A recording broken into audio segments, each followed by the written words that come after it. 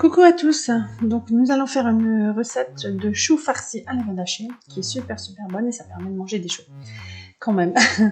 Donc du coup on commence par tout simplement prendre un chou blanc, éplucher bien sûr, couper la racine voilà, du chou et prendre un... Ouais, moi je vais le faire au cookéo, je vais d'abord cuire le chou au cookéo, à la vapeur en fait. On le fait à la vapeur, moi j'utilise le cookéo mais vous pouvez les faire blanchir dans une casserole, une marmite d'eau salée, il n'y a pas de souci.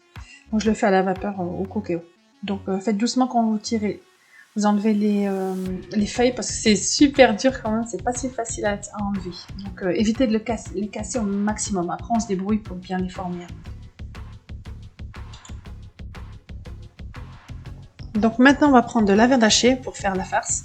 Voilà, je mets les épices que je mets habituellement. J'ai mis des épices de kefta, du poivre, du sel et un peu de pili-pili, la poudre pili-pili et des herbes de Provence. Pili-pili c'est juste de la poudre qui pique, hein, en fait des épices qui piquent, donc vous pouvez mettre du piment fort. Et un peu de chapelure aussi. Là on récupère le chou qui était cuit maintenant. Attention c'est bien chaud, si vous ne laissez pas refroidir c'est super brûlant. Donc on prend un peu de viande hachée, une petite boule. Et en fait, on prend une feuille ou deux feuilles et on essaie d'entourer au maximum la viande hachée et on essore, c'est-à-dire on presse vraiment avec les deux mains, on presse bien pour évacuer tout l'eau. C'est pour ça que j'ai mis un plateau. Tout l'eau qui dégage sur des choux en fait, qui ont été cuits à la vapeur. Il faut bien presser, on le voit là. On prend une feuille, voilà, et puis quand il y a on essaie de pas prendre la partie qui est bien molle, hein, parce qu'il y a des côtés qui sont un peu plus durs. Bon, on peut les mettre, hein, mais c'est plus facile déjà avec les feuilles les côtés de feuilles bien molles. Donc là, voilà.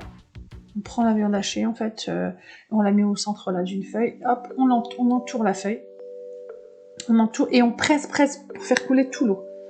Moins il y aura d'eau, moins il y aura trop de... Voilà, sinon ça va trop dégager d'eau dans la sauce après. Et puis, voilà, déjà qu'on met de l'eau pour la sauce, mais si on rajoute en plus de l'eau qui dégage des choux, ça fera trop liquide. Donc là, voilà. Là, on coupe les oignons, tout simplement, et on va les faire revenir. Donc maintenant, on va placer les choux au fond de la cocotte afin de les faire un petit peu revenir. Et on met un petit peu d'eau au fond pour éviter que ça colle. Là, on va préparer la sauce. Dans un bol, on met un peu de bouillon. J'ai mis un cube de bouillon. J'ai mis un peu de sauce tomate. Et j'ai mis un piment. Comme ça, il y a un petit goût de piment. Voilà. Un petit peu d'eau en plus, hein, bien sûr. On remue un peu le tout, légèrement pour pas casser les choux, tout simplement.